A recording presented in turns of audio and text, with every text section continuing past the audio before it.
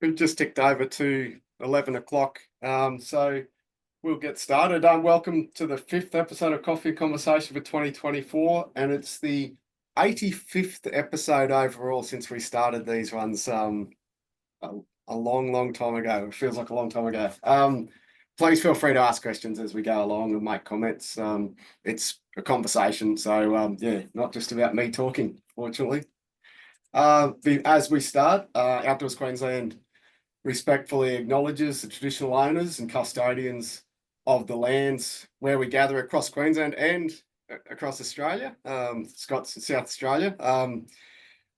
We pay respect to elders past, present and emerging, and acknowledge the important roles that Aboriginal and Torres Strait Islander peoples have played and continue to play in relation to the land, sky and waterways that are used for outdoor activities. I'm in Meanjin, which is now known as Brisbane, on the land of the Jagera and Turrbal peoples. So if you'd like to, you can pop in the chat the land that you're joining from, the land that you're on.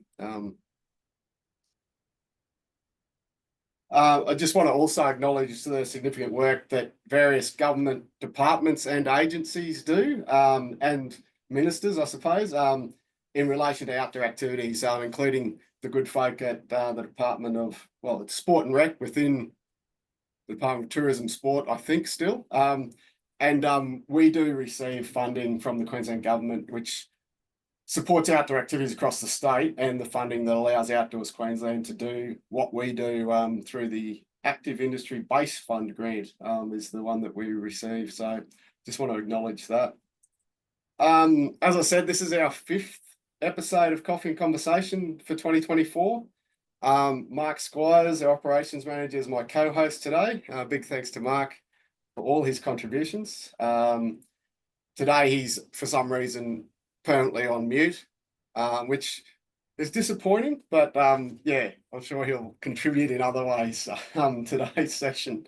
Welcome to everyone, particularly members of Outdoors Queensland and everyone else joining us, including those from interstate. The recordings of these sessions are publicly available on our website, links for our website, but also on YouTube. And as I said, please feel free to ask questions and make comments as we go along. Jam-packed agenda for today. I think that's what happens when we have this, but primarily about opportunities and information, as it says on the screen there. If you want to add anything or you want to get a little bit deeper into any of these topics, please speak up. If there's anything you'd like to see in the future, yeah, again, just let us know. We're really keen to talk about different options and opportunities and info that anyone might need. All right, so the first one on the agenda, I think probably most of us would be aware that the Queensland state election was held last Saturday. We'd really like to congratulate the LNP on their success at the election, and we look forward to working with Premier Crisafulli and the various ministers whose portfolio responsibilities include outdoor activities. I understand that the swearing in of the new ministry is to be announced today, but I don't think it's happened yet. So yeah, so that's it'll be interesting to see who gets the role with primary responsibility for sport and recreation. We prepared an state election position statement that's on the screen there. We sent it to all the political parties seeking commitments to different actions. We had 2 broad themes to that, which was about the government should support Queensland's outdoor sector and also protect nature. So we have shared the responses we received from the various political parties through the website and with a link on social media. So as we engage with the new government, we'll revisit the response that we received. And it's a good thing to do to I guess, ensure that when we engage, we're engaging in relation to the decisions and the processes that matter to the outdoor sector.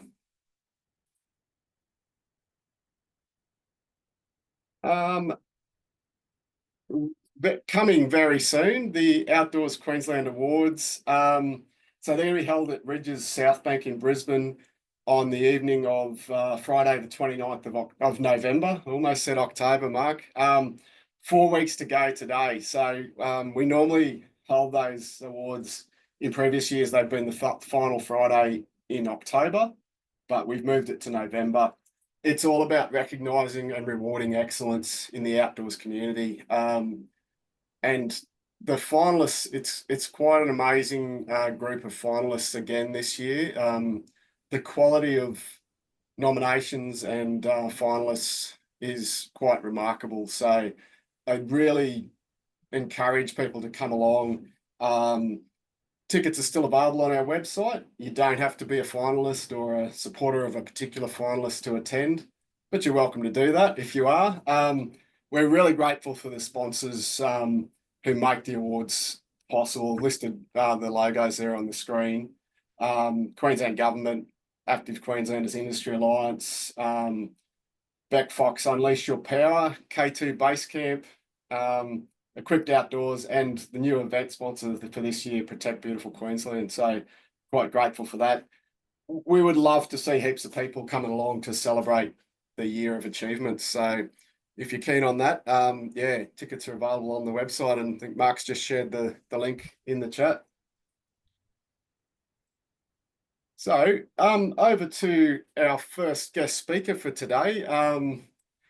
NB Youth Mental First Aid has recently joined as a member of Outdoors Queensland. Nathan Maguire is one of the directors of NB Youth Mental Health First Aid. Sorry, Nathan. So Nathan's going to tell us a little bit about what they do and why they do it. So I'll hand over to you, Nathan.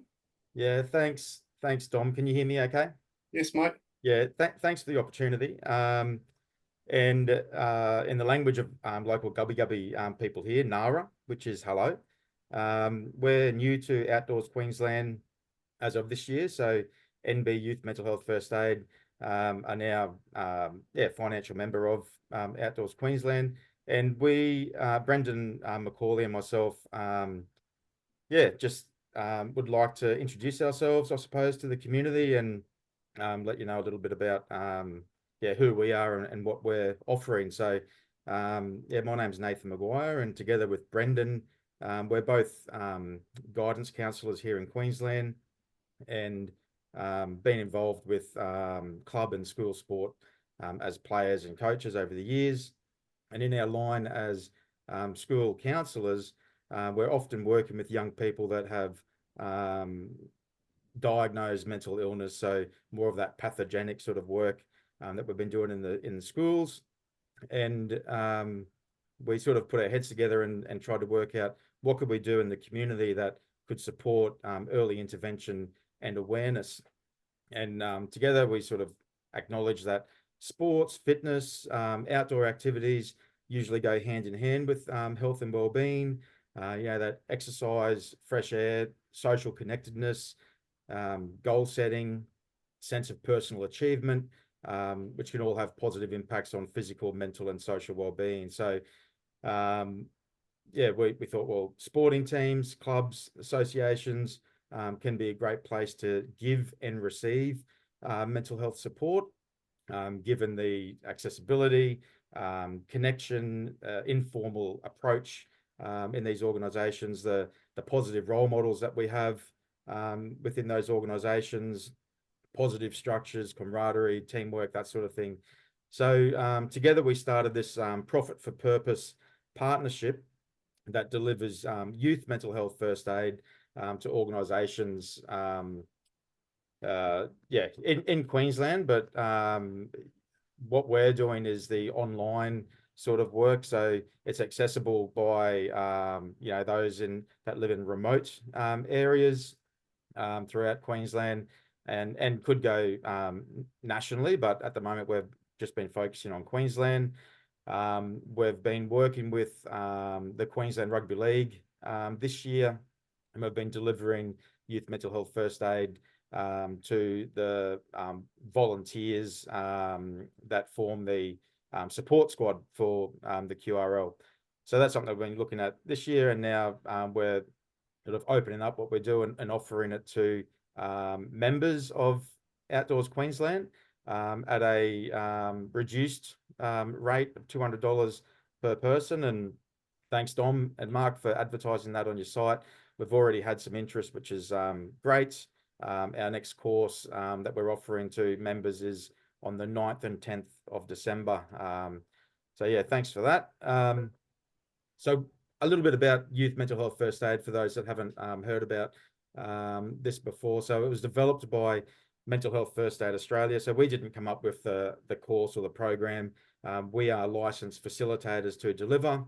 And because of our roles as guidance counsellors in schools, if a course falls during school hours, we actually have a mental health nurse that is also licensed to deliver, and she helps us out and delivers during school hours. But what we're finding is when delivering to volunteers, volunteers are often working during the day, and it's sort of working out nicely that we can deliver the course at hours that suit everybody. So those twilight sessions have been working out nicely. So what is it? Teaches participants to recognise signs and symptoms of mental health problems emerging, uses an evidence-based action plan to initiate conversation, assess for crisis situations, gives participants an understanding of prevalence and impact of mental illness, and applies self-care strategies for those that do the course. So as a mental health first aider. What else can I say? So the course is actually, it actually consists of self-paced e-learning, which takes participants around about 4 to 5 hours to complete, and then followed by 3 2.5-hour online sessions with your instructor. Yeah, so that's pretty much us. And I suppose just a couple of stats that have really stuck with us. So Brendan and I, so we've been talking about the fact that 40% of youth aged between 16 and 24 experience mental ill health in any 1 year. So that's 40%, 2 in 5 people. That's a 50% increase over the last 10 to 15 years. And the thing that really hits hard for us is the fact that suicide is a leading cause of death for adolescents. So I think that really, speaks of this. If it's not already a crisis, youth mental ill health in Australia, it's certainly heading that way. But if anybody wants to, chat further, I suppose I can share my details in the chat, or we can, I'm not sure how this works, Dom, but happy to answer questions now or down the track. But yeah, thanks for the opportunity to introduce myself and a little bit about what we're doing. Great, thanks, Nathan. Thanks for joining us today and making the time. Does anyone have any questions for Nathan? The details of the course in December are on our What's On section on our website, with the links to everything there on that. But yeah, if anyone has any questions, I'll just give it a moment. All right, all good. Okay. Thanks, Dom. Cheers. Thanks, mate. Well done, Nathan, and thanks for giving us that info. Appreciate it. And you're obviously welcome to stick around too for the rest of the session, mate. The next one, and not wanting to exacerbate anyone's mental ill health, but just talking about bushfire preparedness. So I know there's some people who have been dramatically affected by bushfires in the not so distant past, but there's also been, we've had significant bushfires burning in Western Queensland for about the last 2 months. I'm not sure if everyone's aware of it. It hasn't got a lot of media play, but Mount Isa has had, they've been blanketed in smoke for the last couple of months quite regularly. And it's not due to the Mount Isa mines pumping stuff into the atmosphere. It's actually, I think there's been across the northern region, there were 306 different fires up there already from September to now, I think. There was just one fire up there in the northwest that was more than 100,000 hectares, which started south of Mount Isa, and I think went right up to the northwest of Mount Isa. And there's another one up near Riversley, that spread to Adele's Grove and Lawn Hill, that had a diameter of 50 kilometres, which is quite remarkable. So the Get Ready Queensland website, which I've got the link there on the bottom of the screen, it's got a heap of resources that are actually really good for preparation. And it sort of goes through the steps about being bushfire aware, making a bushfire survival plan, connecting with council and disaster information pages that councils put out there, checking bushfire warnings, packing supplies, checking insurance cover, considering all the occupants of your property, including pets and animals, but also regular property maintenance. And they've got a really good checklist on their website. So that's that Get Ready Queensland. I mean, it's also got more than bushfires. It's actually get ready for, summer season as well and the wet season. But yeah, just wanted to talk about the bushfire side of things today. But also we spoke a couple of years ago about the Australian fire danger rating system, which was released in 2022. And I thought it was timely to have a bit of a reminder about this. So it's all about improving and simplifying the reporting of danger to try to, make it easier to stay safe. I guess with the new system, and it's relatively new, last couple of years, operators may need to update safety management system. You might have already done that, but it's worth reviewing. And it's a really important piece in this is how land and water managers are implementing the Australian fire danger rating. So we've actually lucky enough to have Pat McAvoy, who's the supervisor fire management from Seqwater, former colleague of mine. Welcome, Pat, and thanks for joining us today. Pat's going to speak to us about how Seqwater is implementing the Australian fire danger rating system. Over to you, Pat. Yes, good morning. Thanks, Dom. Appreciate the invite, mate. I guess first and foremost, I find it's a bit of a common misconception that the fire danger rating is indicating the, likelihood of a fire starting. So that's something that I have to explain to people quite often, that it's not really the chance of a fire starting. It's the ability for us to control a fire, or I guess the difficulty or the likelihood of the fire spreading. So that's a key factor for us when we developed, a staged approach to some controls that we put in place depending on the fire danger rating at the time. So I guess my role in Seqwater in the fire management team, one of my roles is to monitor and prepare the organisation for elevated fire danger. And we recognise that there was a need for a decision-making tool when it comes to fire danger rating systems, and that directly relates to whether we decide to close a recreation area or maybe hold off on some water supply works such as welding or repairs grinding or something like that, or indeed slashing some trails. So if it's catastrophic fire danger, we're not going to be out there slashing trails because if we do start a fire, it's going to be difficult to control it. I guess it has changed over the years. Originally, with the new fire danger rating system, we're in high 9 months of the year, and so if we were to use our old strategy, we would be closing recreation areas, every third weekend in the heat of summer. So we've revised that and we've realigned that, and I guess I think I'll just step straight into, if I can share my screen, Dom, and let me know. I'll sort that out, mate. I'll just make you a co-host. Sorry, I should have done that earlier. That's all right. And you should now be able to share. Sorry, Pat.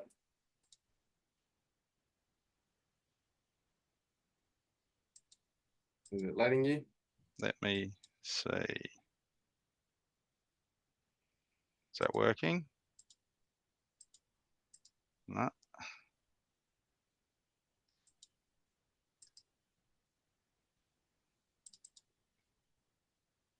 Can you see that? Yes. Whopper Dam? Yep. How about that? Yep. Full screen. Okay. Excellent. So this is generally as we move into the summer period. Each morning I'll check this. This is obviously it's a predictive model, but it can change within 24 hours. And I'll look at the areas that are pertinent to SEQ water. Of course, it's the southeast region. Now this is much improved from many years ago. The fire danger ratings issued by the Bureau of Meteorology used to be for the southeast coast. Now we've got a breakdown into LGAs, which is fantastic. So given that SEQ water manages land across multiple LGAs, in the past we would have, if we moved into extreme, it would be a blanket close down of rec areas, and just through maturity we've recognised that just because the Sunshine Coast is in high fire danger won't necessarily mean that the Gold Coast is in high fire danger. So now this modelling has improved and become, I guess, more intuitive of the local situation. We can now look at this and recognise that Sunshine Coast might be in moderate, and the Redlands Shire Council might be in high. So based on that, we have developed, I'll just try and get to this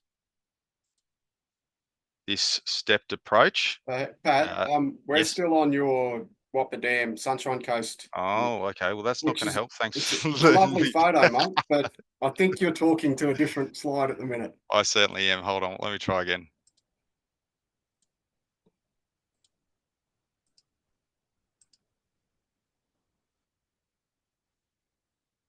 Now I can see your screen, right? Yep.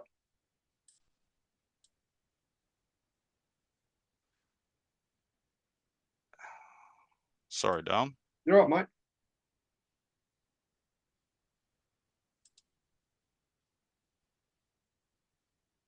This will work.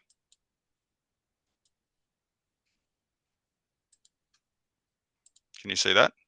I can see your emails now, mate.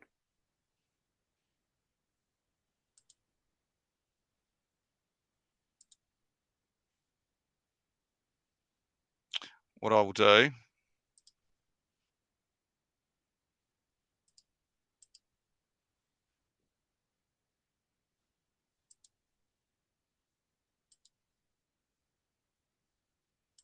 this isn't going to work for me. Is that working? Can you see that now? Nope. No, still got you, mate. You are looking good, but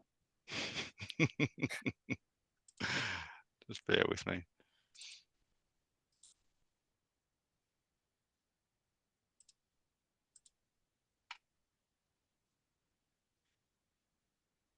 doesn't want to play. What I might do, Dom, if you don't Yeah. mind, if I email this to you. Yeah. We can send it out to the group. Yeah, no worries, mate. We can do that. Yeah, no worries. So Yeah. I'll basically explain it to you. So it's a preparedness document. When we're in moderate, it's just BAU, I guess. So just recognising that SEQ Water has about 50 trained fire staff, and we have about 15 to, depending on who's available, we'll have around 20 light attack fire units available at any given time. So when we're in moderate, it's just basic, keep your eyes open when you're out in the catchment, but not necessarily be fully prepared.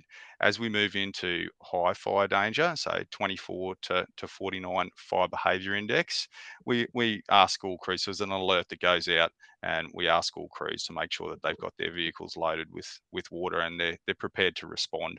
But at that stage, there's no real effect on recreation areas. As I said before, it's quite common for Southeast Queensland to be in high during summer periods, which are indeed our busiest periods for recreation on the water, and also the recreation trails. As we move into the extreme level, though, there's a distinct increase in activities that are required by staff across SEQ Water. So I guess the key message for the people in this meeting is that once we reach an FBI 50, which is fire danger rating of extreme, we consider closures to access and recreation areas across our catchments. obviously there's a closure procedure that's associated with that. So we leave that up to the I guess supervisor of the region to make that call at this stage. It doesn't come from the fire management team, and that's simply because there might be multiple opportunities or various opportunities to keep areas open within that region. So we've got 3 basic regions in Seqwater: the north, which is the Moreton region, Sunshine Coast region; the central region, which is Wivenhoe, Lockyer Valley; and then we got the southern region, which is the Scenic Rim and the Gold Coast and North Stradbroke Island. So if we take the central region, for example, when we reach extreme level, the local supervisor might decide that we can indeed keep access to Somerset Dam open at what we call the spit, simply because the activities on that locality are generally water-based, and plus the recreation area is nice and mowed and clear, and we've got a bitumen road on the other side of it, so it's a bit of a risk assessment there. We keep that open, but in that same region, we take the Wivenhoe Hill walking and horse trails. Now that's 30 kilometres odd of trails. So if someone was to be deep within that trail network when a fire started adjacent to the area, we could be in a bit of strife trying to retrieve them from that area. And indeed, we're putting our staff in danger having to go in there and retrieve them. So they may well close that area once this notification from the fire management team comes out that the fire danger rating has reached extreme, but they might keep the spit open. So it's a really good guide for that. Once we move into catastrophic though, we've made a decision as a business that the risk is just too high to keep recreation areas open within the area or the local government area that's been classified as catastrophic. So that's when there is a blanket closure. But I guess that just allows people anyone in the business in Seqwater can reference this document and know that they're on the same page and make a decision that's supported by the executive leadership team and the CEO. So that's basically it. I'm happy to send this document around. And if you've got any more questions, just feel free to reach out to myself. I'll make sure that I provide my email. So that's basically it. Pat. No worries. Has anyone got any questions for Pat now while we've got him available? No? You must have given us everything, mate. Well done. And thanks very much, Pat. And thanks for persevering with that. No worries. Sorry about the tech issues. This is literally my first time using Zoom because we use Microsoft Teams all the time. So you've done well to not be on Teams for 4 years, mate. No, I know I've done well. I would say it's probably the organic factor more than the tech issue here. So yeah, apologies for that. No worries at all. Thanks, Pat, and really appreciate you joining us today. Still on the fire topic, this is one that we actually had a researcher from the Sunshine Coast Uni come and join one of these sessions quite some time ago. And there's an app called No Burn, and what it's actually about a citizen science project where they encourage people to go out and take photos in natural areas. And what they do, they compare photos taken that get submitted through the app to satellite photography to look at fuel loads. I don't know if Pat, if you're aware of this one, but there's a few people I know of who've been doing this regularly. If they go to the same spot, they'll take another photo of the canopy and that sort of thing. And it's just a project they've been doing to sort of compare and improve fuel load in relation to get so that satellite photos become more valuable for that. So there's a project that Sunshine Coast Uni got a grant for some time ago, and we had them on. So I just sort of put a reminder out there about the No Burn app as well. And now I can't remember exactly what it stands for, but yeah, it's an interesting app that they're working on from a citizen science point of view. Rolling right along.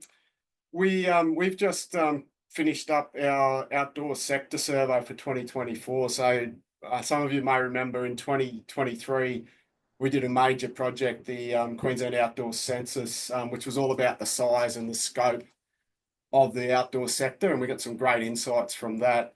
So this year we focused on the quality of the outdoor sector, and we ran a survey. It was a very brief 5-question survey, and asked questions about perceptions of the quality of Queensland's outdoor spaces, outdoor organisations, and outdoor workforce. And also the other 2 questions were just about membership of Outdoors Queensland and an opportunity to provide general comments. Overall, we've just released the report, and those who get our newsletter, which I hope you all do, there's a link to the report in there. But it was actually quite positive perception of outdoor spaces and organisations and workforce.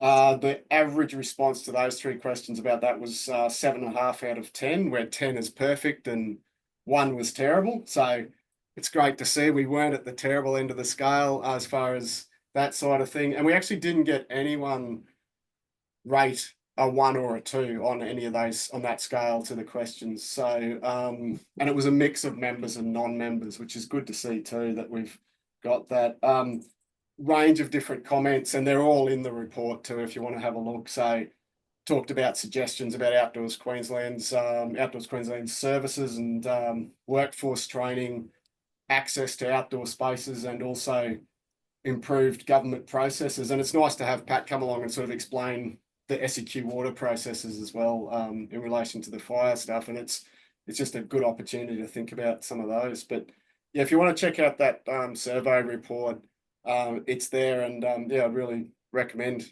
checking it out if you get a chance.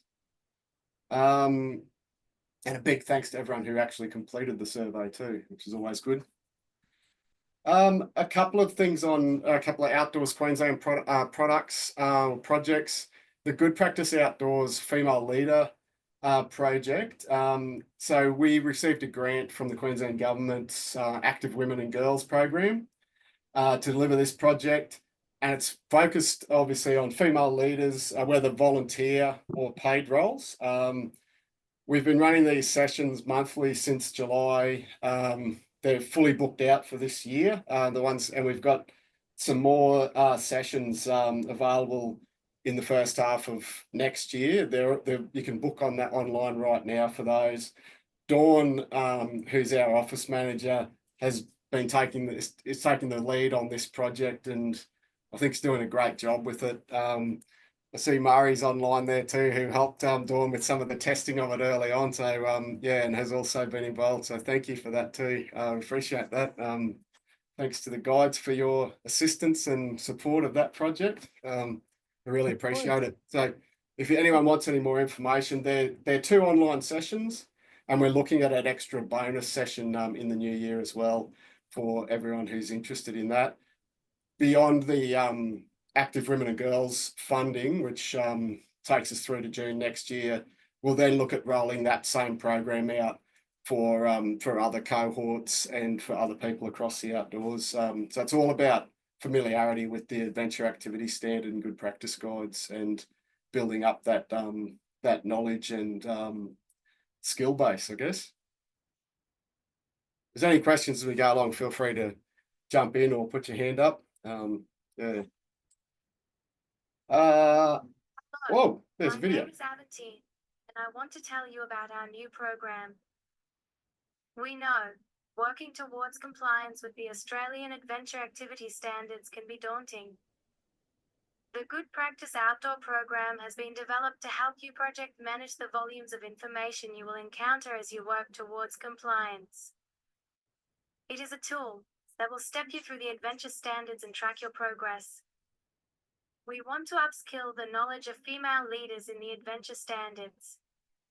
We want them to be part of the discussion and to have a seat at the table making activity and program decisions.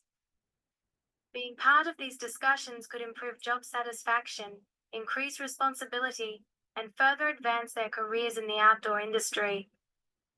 To find out more about the program and to book into a session, visit the Outdoors Queensland Good Practice Outdoors webpage. We look forward to seeing you at a session soon and helping you with your compliance journey. That's our wonderful AI avatar that Dawn invented. So yeah, but yeah, if you are interested, all the info is on the website, but you can contact Dawn or Mark and myself as well. Yeah. And rolling along, we discussed this in the August session of Coffee and Conversation. I just wanted to revisit it. The Outdoor Council of Australia is the holder of the Australian Adventure Activity Standard and Good Practice Guides. And that's a voluntary good practice framework for safe, responsible planning and delivery of lead outdoor activities when dependent participants are involved. Where Outdoors Queensland's a member of the OCA, as well as other state peak bodies and national outdoor organisations. So the standard and good practice guides were released in 2019, November 2019.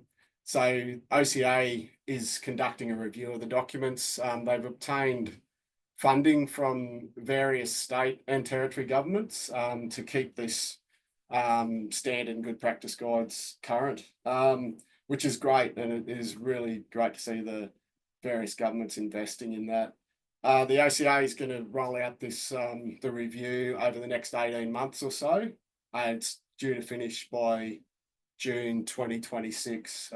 So there will be plenty of opportunities for people to be involved in the review, whether it's on a technical working group for a particular activity, or it could be the core good practice guide, or it could be reviewing a draft document, an updated draft document. So there'll be plenty of opportunities. We'll share that with our network as those opportunities come along. But yeah, that's it's a really important project, I think, nationally, which will certainly take a role in the delivery of that.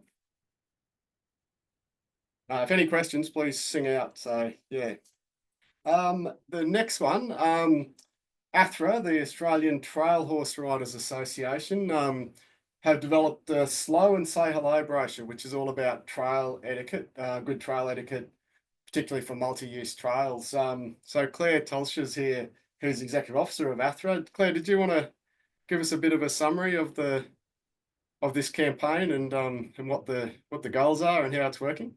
Yeah, sure. Hi, everyone. Thanks for the opportunity, Dom. It's really great. I guess the whole aim of this project is really just to recognise that there are obviously many users of our open spaces and trails. So, obviously, I'm a horse rider, but there's obviously push bike riders, e-bike riders, motorbike riders, and walkers, runners, etc. So, I guess we've been working with an American lot of people that started the Slow and Say Hello in there, so we're allowed to use that slogan. But we've tailored it to, I guess, the Australian environment and looked at, promoting respect and protecting our trails and all users. So in other words, with good trail etiquette, all users can enjoy multi-use trails. So that was the whole idea of it. And we've since also started to do some work with Trailbike Riders Australia, with bikes and horses together as well. So, we're just sort of kickstarting this, so it's quite new out. And, we'll be putting different links on our websites and hopefully sharing with other user groups as well, and they can pick up on the initiative, which would be great. Thanks. Realistically, it's just about being kind and being nice to each other out on the trails and respecting each other. It's not that hard. I have a theory, Claire, that we could all replace every single HR manual in the world with just be kind to each other. Yeah, absolutely. That could do it on the trails as well. And I just realised I've got the wrong link on there because I obviously duplicated something from somewhere else. We don't have the link to the online version, but once that's available, we'll certainly share it as well. Share the link. I did enjoy on your brochure, it does have the phrase, enjoy the space, but leave no trace, which I think works really nicely. But we'll definitely put a link on our website when that's available. So thank you for that, Claire. Great. The other thing too, Dom, we can actually, with the material that we've got now, you know, we do have a marquee that's all branded. You know, we've got a large media board, you know, that we can take to events. So if anyone is, you know, running cycling events and they let us know in advance, or runners, or you know, any sort of event within the Seqwater region at the moment, you know, it's chances are we can pop along and, you know, spread the word. So Right, yeah, that's terrific. just reach out. Yeah. Excellent, thanks, Claire. And also on the topic of trails, and next Wednesday and Thursday, I'm actually going to go along to the Rail Trails and Tourism Conference that's being held at Esk. So it's jointly hosted by Somerset Regional Council and Bicycle Queensland, and I think they've got support as well from the Queensland government. Apparently there's over 100 people registered for it, but bookings are still open. So if anyone's keen to attend, it's a free 2-day conference at Esk, and it looks really good. The first day is all about trails and tourism, particularly looking at the Brisbane Valley Rail Trail, as you'd expect, with the conference in Esk, and run by the Somerset Council.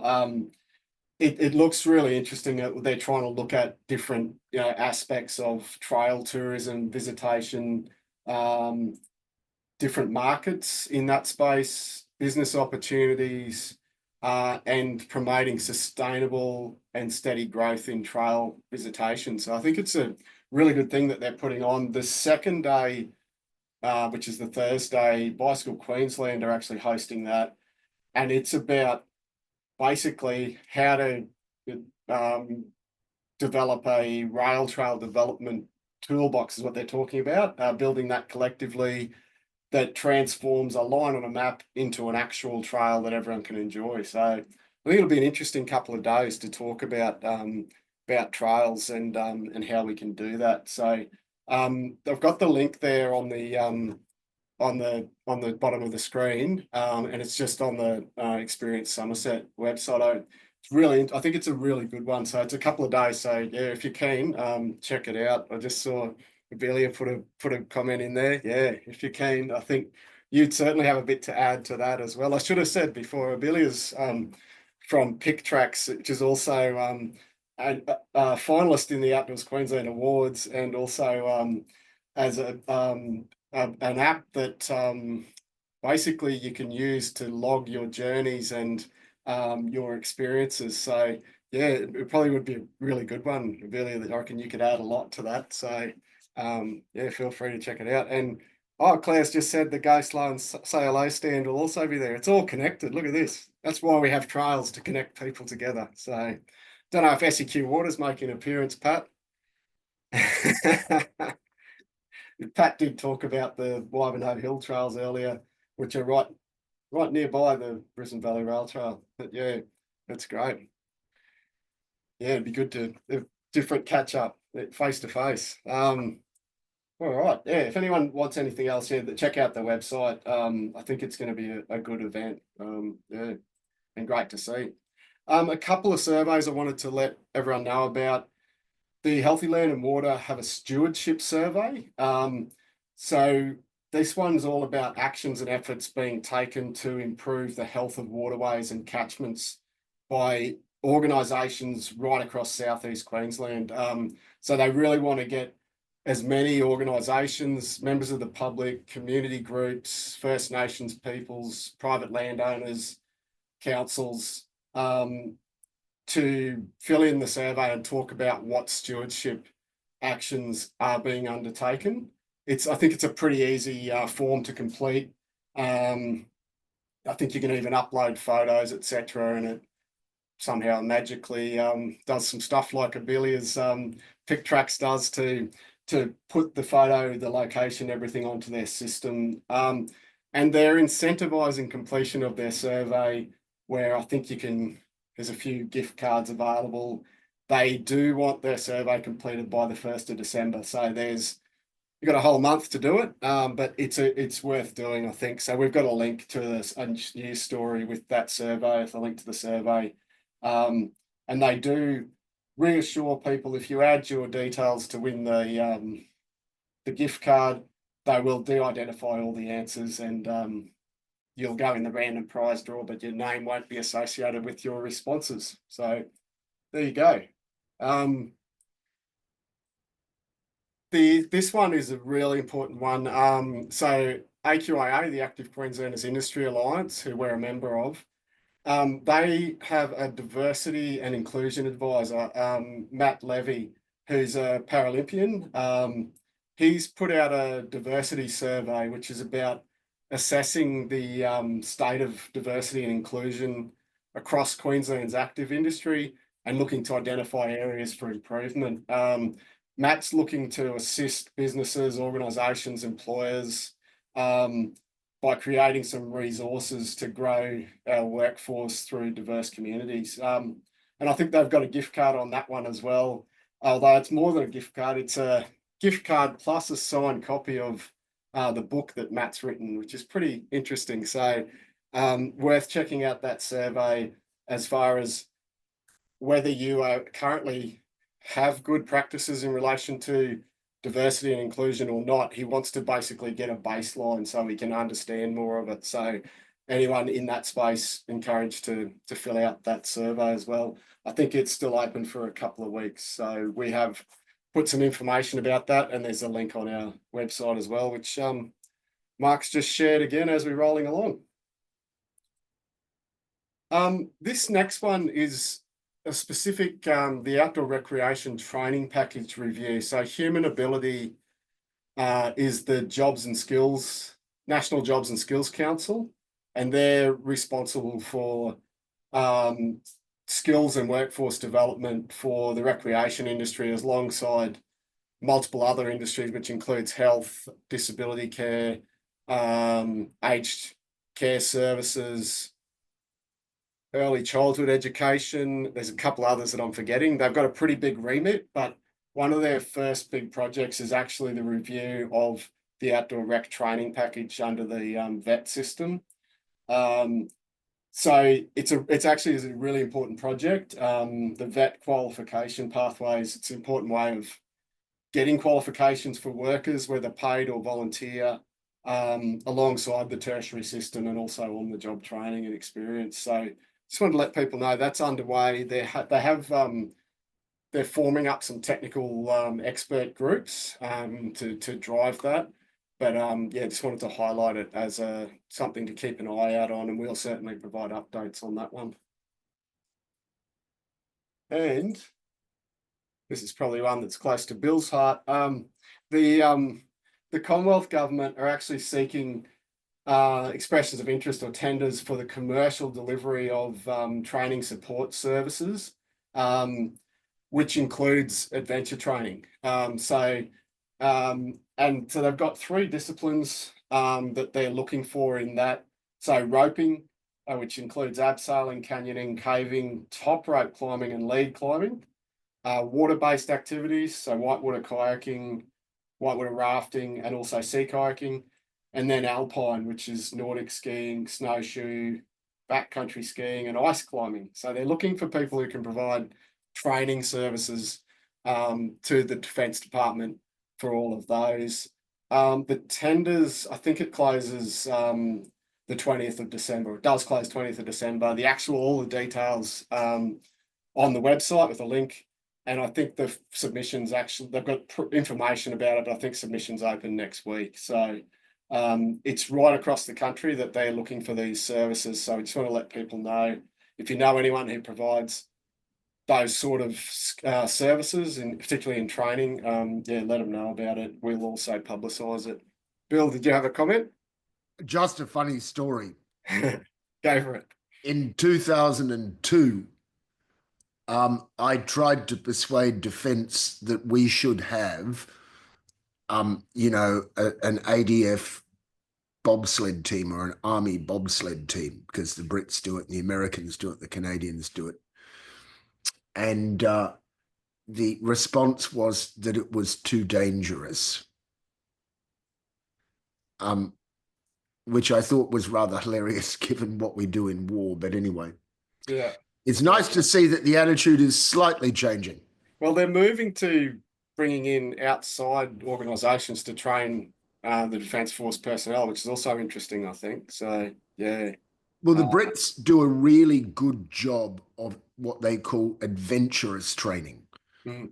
And if you're in a British Army regiment, you'll find that some portion of your personnel are away at any given time doing some form of adventurous training. And it may not be directly related to what your regiment does, but they know that it makes for better soldiers. Anyway, I'll shut up.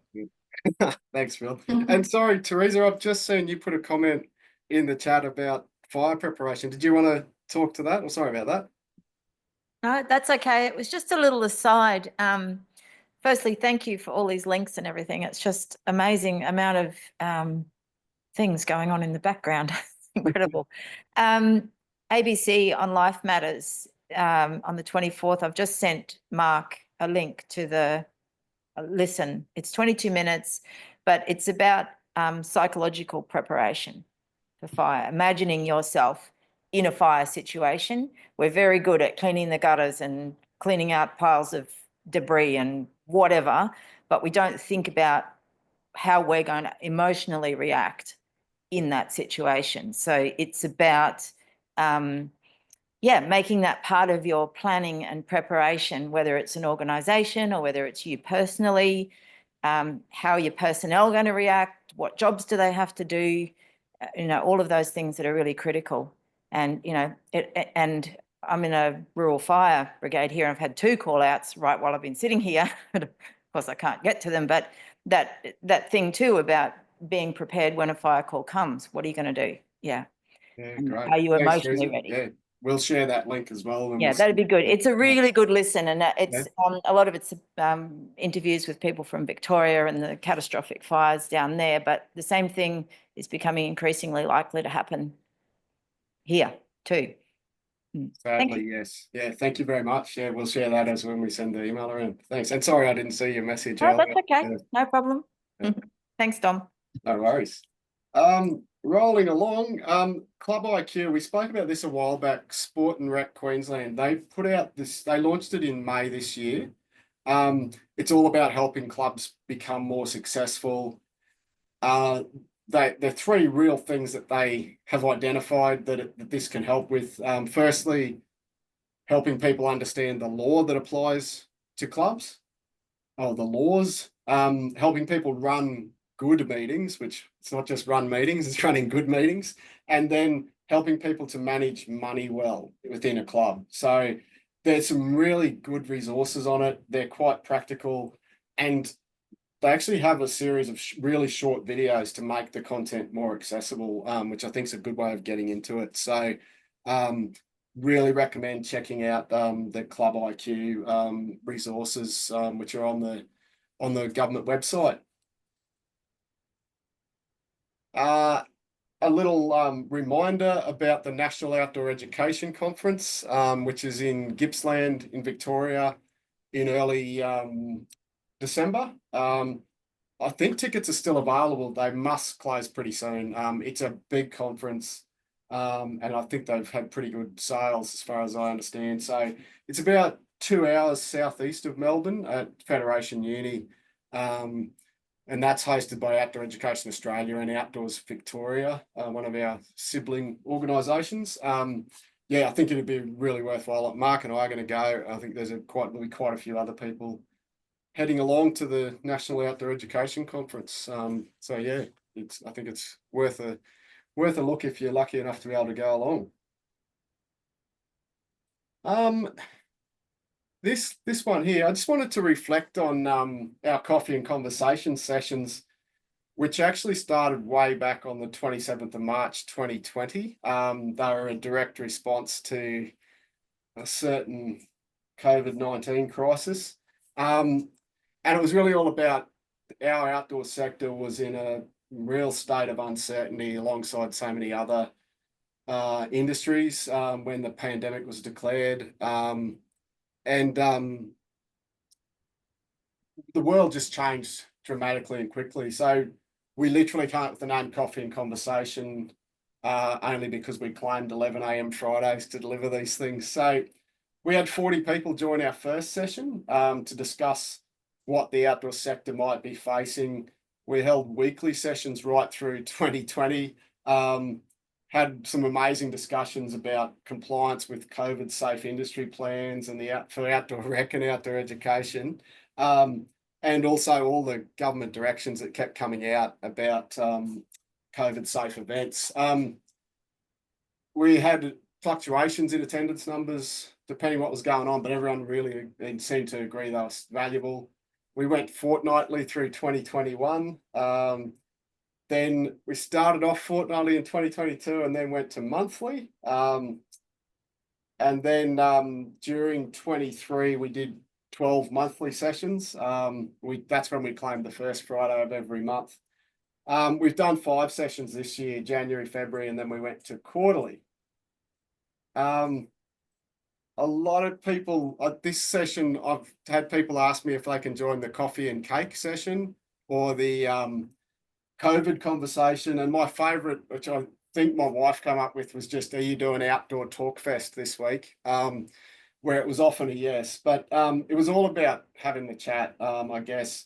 So it does say announcement at the top of the screen. So we're actually going to discontinue these sessions. We want to thank everyone who's contributed over time, but we've had 1,750 attendees. Some of them were multiple times by the same person over the 85 episodes that we've had.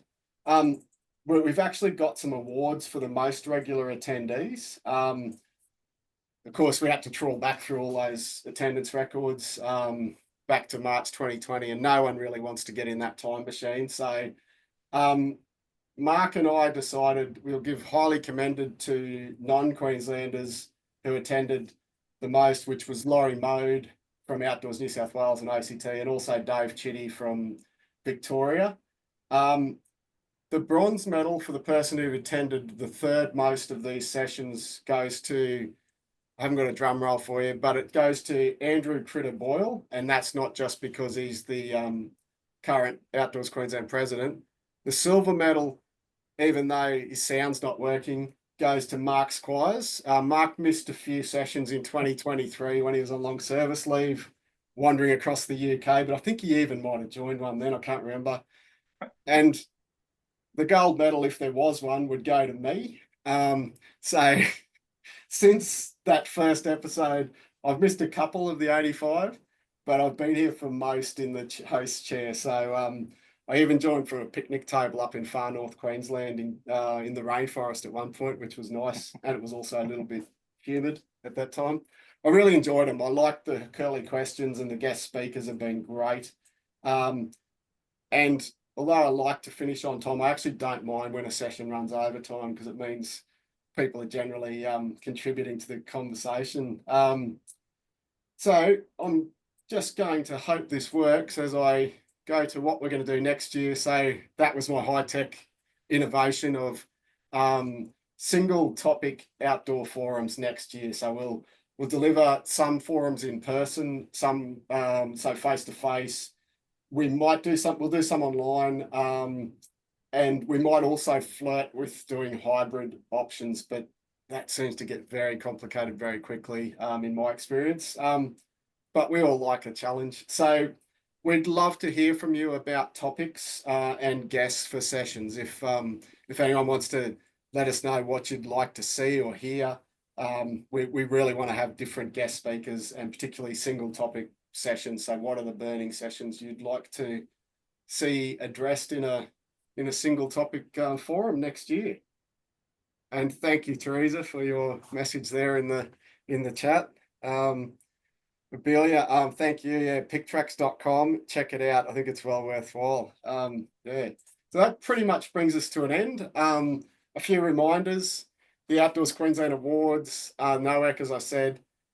Our website, I didn't even mention that, sorry, Mark, but our website's just had a big refresh. So check out our website too, but certainly after you go and check out Abelia's at PickTracks, check out our website. Feel free to follow us on social media and check out our online store. And that's about it. Tickets to the awards, I might have said that a few times. Come and have a great evening with us to celebrate excellence in our outdoors. That brings us to the end with 1 minute to spare. So So I'd just like to say a big thank you to everyone for attending. Thanks to particularly to our guests, to Pat and Nathan, and also Claire for providing the information, and for everyone who's contributed. A big thanks to all Outdoors Queensland members, volunteers and staff. And my little sign off there on the screen, and I mentioned it before, as I said to Claire, the HR manual could be replaced with just be kind. So it's be kind to our planet, be kind to others, and be kind to yourself. So thanks very much for joining us today and over the last 4 years of coffee and conversation. Appreciate it.